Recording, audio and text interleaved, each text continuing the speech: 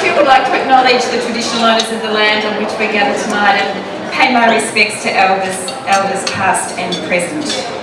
And congratulate everyone on this wonderful event, particularly those people Deb mentioned who worked so hard to pull it all together. And I'd like to thank Deb herself, because it was quite a few months back that you asked me to speak tonight, and I just thought, wow, what a fabulous thing to do. It's fantastic, and of course I would come, I couldn't resist. So thank you so much for asking me, and I'm really pleased to be here. And congratulations to the awardees. It's a very impressive list, and the Labor movement is incredibly well represented, from the wonderful Susan Ryan, who tells me now that she has the power of being old. There is power in that. Right through to Siobhan Armson-Graham, who of course is our fabulous future, and to everyone in between. So it is important. Yeah, thank you.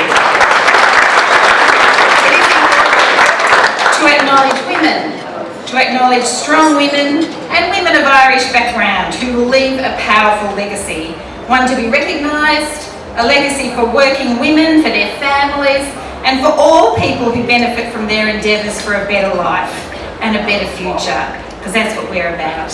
Because you are women, we are women of the Labor movement, and I'm proud to call you comrades. Women who not only see the light on the hill, but who strive to reach it. I come from an Irish background, so I know how strong women are born. I can claim even Irish convict stock from my maternal grandmother, albeit I can never remember 7 or 8 generations ago. But much closer with my maternal grandma, 4 generations, my paternal grandparents, both 3 generations back. And oh my goodness, the stories that I grew up on about my ancestors, and particularly the strong women among them. I have my favourites, and tempting as it is to tell you all their stories, I promise you I won't. But Irish they are. When my mum's mother, Philomena Margaret, applied for a passport at the age of 72, we discovered that she was never registered at birth by her father, who refused to have his children registered as British citizens. True story. We did, of course, find a baptism certificate, which helped a lot, but we had to find an older relative to verify her birth in Australia. My dad's father, Ged Kearney, was actually disinherited by his Irish-born father for joining the Australian Army and fighting in the First World War on the side of the British Empire. So very strong, those roots. My father's mother, Honora, who everybody called Vera. Does anyone else's family have that? You have all these beautiful names, but you never get called them. They call her Vera. She was widowed early, and she was a publican. She ran a pub in country Victoria with 5 kids in tow. Amazing. She was a Malvana.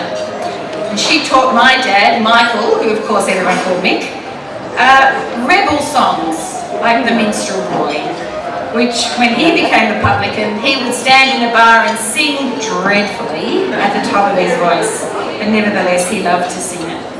And my mum, whose name was Nance, but everybody in the pub called Mrs. Kearney, she had a beautiful contralto voice, and she would sing to the customers the most wonderful Irish ballads that would make you cry, and bouncy jaunts like Phil the Flute's Ball.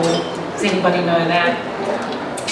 So we were 9 children, 6 girls and 3 boys. The boys were named after grandparents, and the girls, well, there's Margaret Mary, Honora Mary, Geraldine Mary, and Mary Frances. Somehow 2 of my sisters managed to skip being anointed with the Blessed Virgin's name. I'm not quite sure how that happened. When my son was born and I named him Ryan, my mother fretted like crazy because she said to me, "But there's no Saint Ryan yet." I said, "Well, Mum, if you work hard enough on him, I'm sure he'll be the first." She wasn't buying that. We didn't have a Brigid, but boy oh boy did that saint feature a great deal in our upbringing. And I named my firstborn child Brigid. I did. And I knew so many stories about that saint's lives and deeds and the miracles. And I truly loved her. I'm doing a bit of research for tonight. I kind of found out that some of those stories might have just been altered a little bit by my mum and my grandmother here and there, you know, mostly to teach you a lesson or two. But, you know, that's how folklore goes, and that's okay. I don't begrudge them that license. And my goodness, you know, I still love seeing the Brigid's cross. I saw the wonderful sisters here tonight with their reed cross on. And it was all around us at home. It was everywhere. And as kids, we used to make them ourselves, you know, just for something to do and stick them up on your wall. And we had a little statue of St. Brigid. And I loved it because, you know, she was an older, chubby lady with a really friendly face in this little statue, and she was holding up her cross, you know, and kind of looked a bit like my mum. And I liked it a lot. And it wasn't like all those really pure, saintly saints pictures of them that you see, you know. She was a little bit normal, and I kind of like that.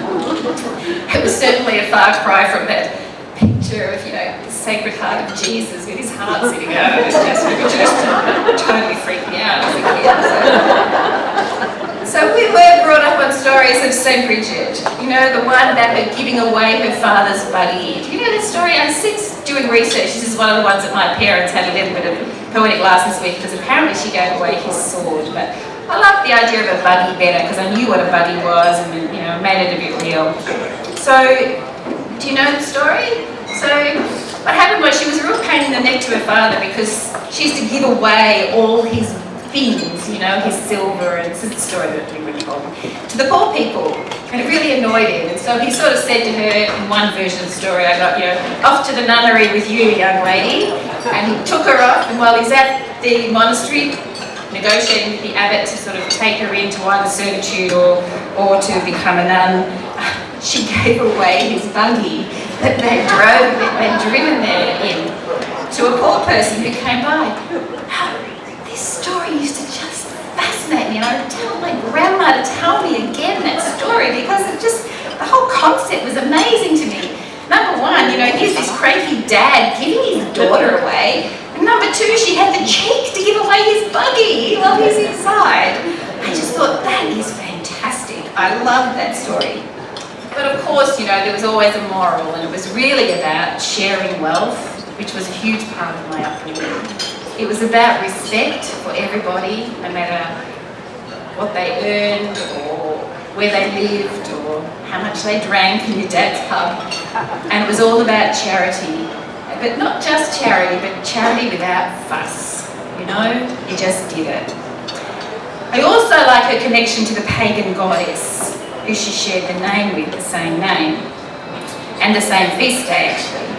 And it's always great, I think, how the Catholic stories and the Catholic faith so intertwine so easily in Irish folklore with the pagan stories. And I'll tell you one other story. This is going to be a speech story, sorry everyone. But I remember when my great-grandfather, called him Granddad Collins, he was dying, and he was in my grandma's room. This is one of the things that I think we do as big Irish families. We all gather.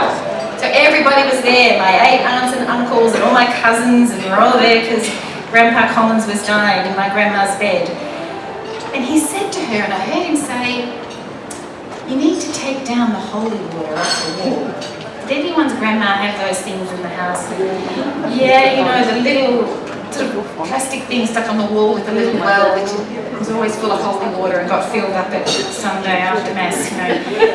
And he said to her, you need to take the holy water off the wall because the little people can't come in and do their business. And my grandma, who, you know, she tussed and carried on because, you know, she really didn't like little people very much. She didn't take kindly to them, and she just, oh, all right, Dad, she takes this thing off. I said to her, Grandma, what are the little people? What business have the little people got with Granddad Collins? She said, child, that's between the little people and St. Brigid. It's no business of mine, she said. So then again, you know, it's all part of that magic, that wonderful magic about growing up, I think, in a household that comes from a wonderful Irish background. I visited Ireland 3 times in my lifetime and immediately understood why we're like we are. The first time as a young woman, I visited relatives and knocking on the door of a relative of mine, Nana, who I said was a Malvana. This woman opened the door, she took one look at me before she said hello. She said, "Sure, I can tell you're a Malvana, I can tell by your 2 front teeth. Come in." And I was in and I was welcomed into the family, and it was all as if I'd lived there forever. I understand why our family Sunday lunches were always a loaves and fishes miracle, where Mum seemed to just keep adding spuds to the roast for the extras who turned up. And they always started at 3 o'clock. Lunch always started late, but it went to the wee hours of the morning, and that's exactly what happened when I would go back and visit. And I understand why alcohol is such a large part of life. One time when I was just about up to here with alcohol, and I said in this Irish pub in Rush, it was when we went to Rush, I said, "I need a soft drink. Can you give me a soft drink, please?" And he pours me an apple cider. I take his hand, look at this apple cider, and I said, "It's apple cider." He puts his hand on his hips, and this fella says to me, "It's a softer drink as you'll get in this cup." So, I can spend all night telling you funny stories about that, but I know you all have plenty of your own, and I know that you've experienced similar things. So just let's come back to St. Brigid for a sec. She instituted power sharing in the Irish church with the abbesses and the abbots. She wasn't having any of this servitude of the nuns. They were equal, and she was by all accounts a force to be reckoned with. Exactly how I know and understand Irish women. Irish women and the matriarchs certainly carry the spirit of St. Brigid's. My mother, having 6 daughters, instilled that in us. One day, my sister was in trouble at school and Mum got called down to see the teacher. My sister Nag, she's older than me. I must have been sick or something because I got taken along to this meeting with this teacher. My mum had a face like thunder. My sister Nag's there and sitting there. The teacher says, "Mrs. Kearney, your daughter Margaret is precocious. She's argumentative. She's this, she's that. Quite, to be perfectly honest, she's a problem in our class." And my mother looked at this teacher and she said, "Sir, I have 6 daughters and I raised them all to be just like that."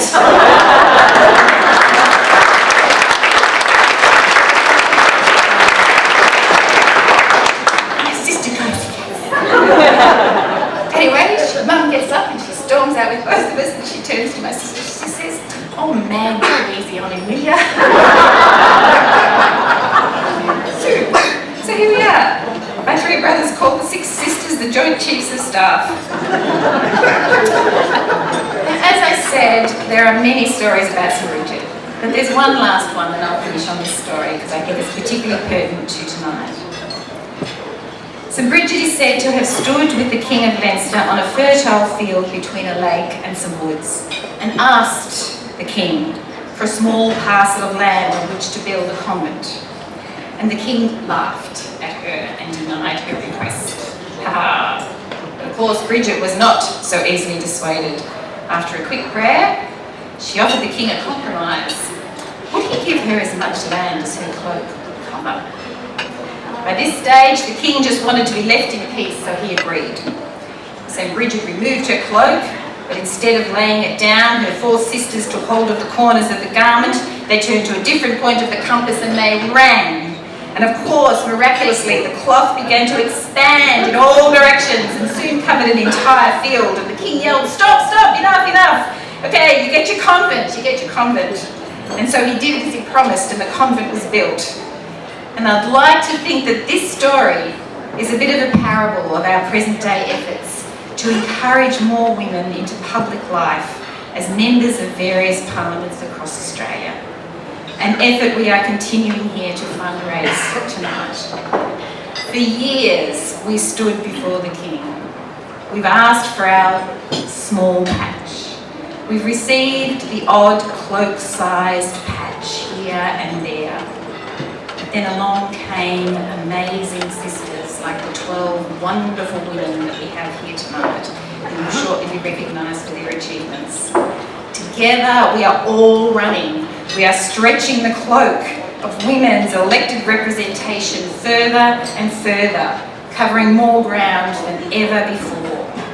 We've seen many women become local mayors, some state premiers, and the first of many to come, Prime Minister. And we now even have scaled the giddy heights to a time when the Federal Minister for Women is in fact a woman.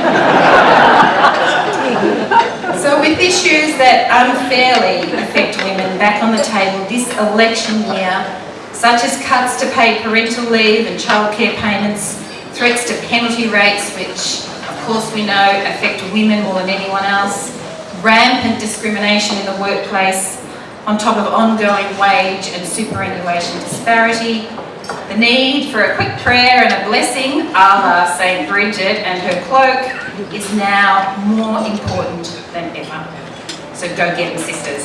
Thank you.